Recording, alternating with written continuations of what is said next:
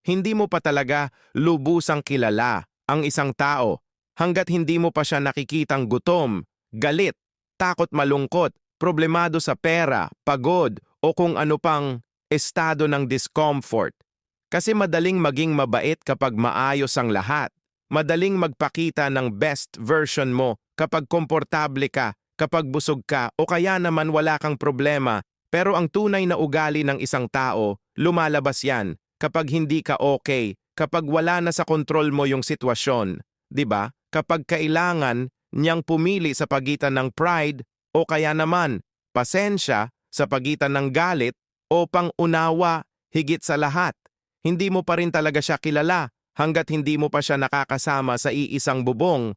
Iba kasi yung nakikita mo lang sa labas kaysa yung nakikita mo araw-araw. Iba kasi pag nagde-date, date lang kayo o magkasama kayo sa iisang bahay, yung siya kapag antok, pagod, walang gana, o bad mood. Dun mo yun makikita kung gaano siya kadisente, kakalmado, o kadali. Mag-init yung ulo.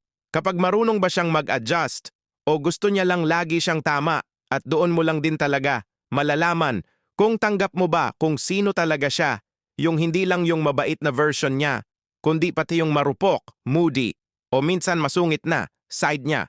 Kasi love isn't just about liking the good parts. It's about choosing to stay, even when the not-so-good sides show up. Doon mo lang masasabi kung kaya mong mahalin, hindi lang kung sino siya sa harap ng ibang tao, kundi kung sino siya sa likod ng lahat.